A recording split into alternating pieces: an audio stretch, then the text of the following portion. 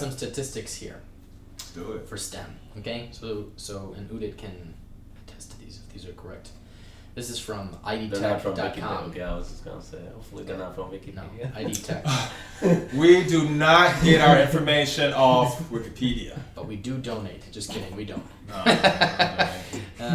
All right, Hey. so Y'all need to donate to our Patreon account, though. oh, that's true. We'll talk about that in a little bit later. So STEM jobs are projected to grow by about 13% between 2017 and 2027. That's the projection. Overall, since 1990, 90s babies. Employment in STEM occupations has grown 79%, increasing from 9.7 million to 17.3 million. That's from Pew Research Center.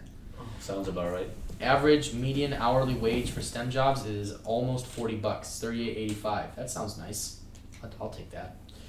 Compared to median earning for all other types of jobs in the U.S., it's only about $20, $19.30. So if you're in the STEM, you're doing well. You're making that big old bango boongo bucks, man. Bing bang boom bang bang boom. I was trying to think of stuff with bees.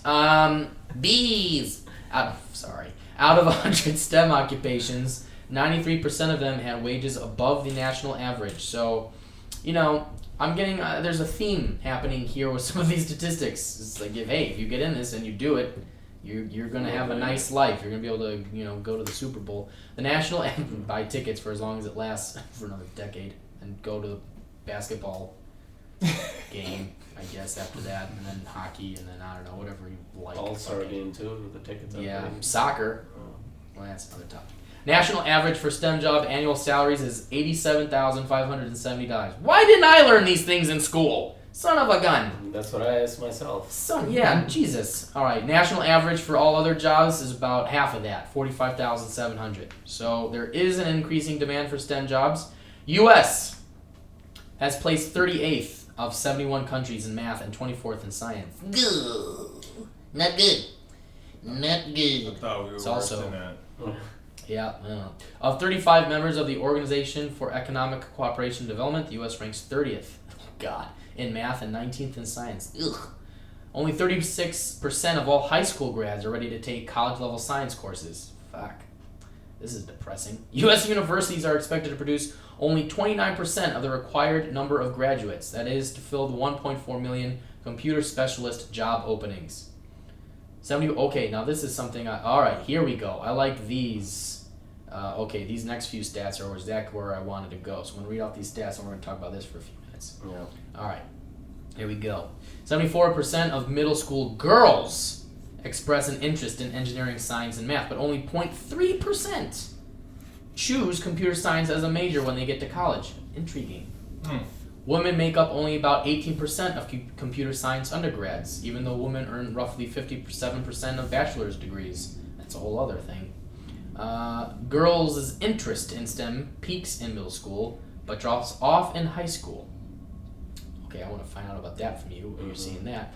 And then here's two other interesting facts. African American and Latino workers also now represent 29% of the general workforce population, up from 24% in 2001, but only 16% of the advanced manufacturing workforce, and only 15% are in the computing workforce, and only 12% of African Americans and Latinos make up the engineering workforce. So predominantly white and Asian, I would imagine.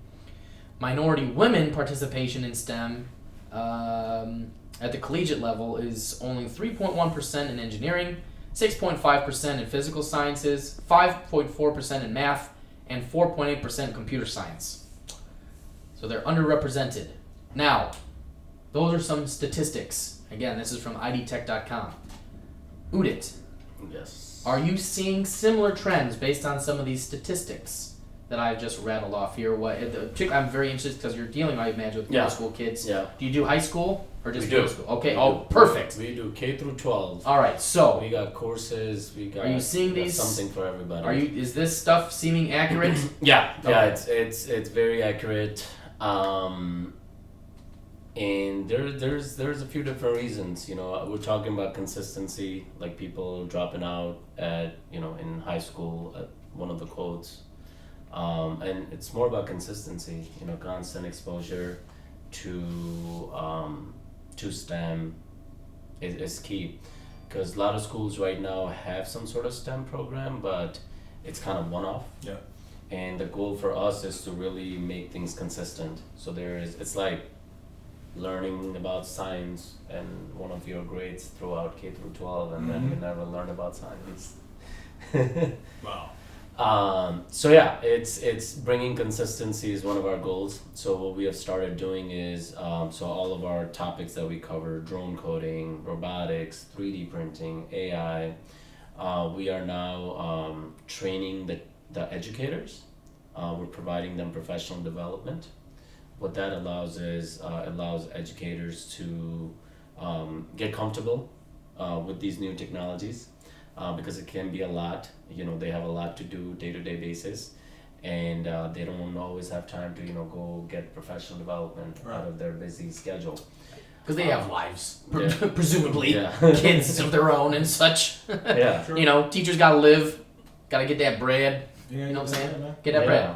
Yeah, and so yeah, that's something we started doing this past fall, is that we're providing teachers with curriculum, providing them with professional development, and providing them with all the classroom course equipment, so drones, robots, 3D printing, so then they can start teaching this during school time as part of their a science program, or a lot of schools have some sort of like a technology program.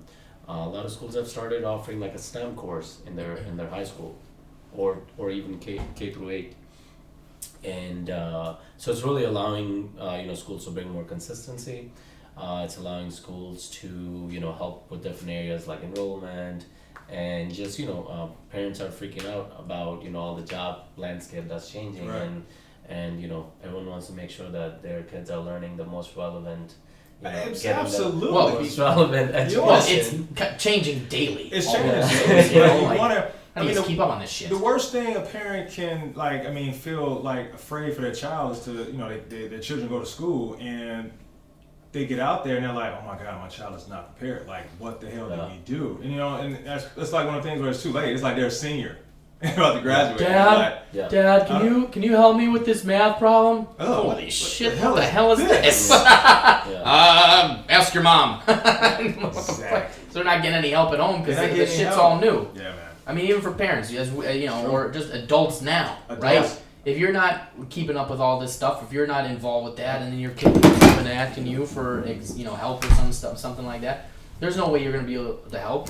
Right. So you need a program like what Udit's doing here to teach the kids, and then also tell the kids what you learn right now is not just the end of it. Because Right. technology is progressing at such a evolves. rapid pace Absolutely. that what you learn today is basically obsolete by the next year. Mm-hmm. Yeah. So it's like you Yeah, gotta constantly but be giving that platform, so it keeps building. and Yeah.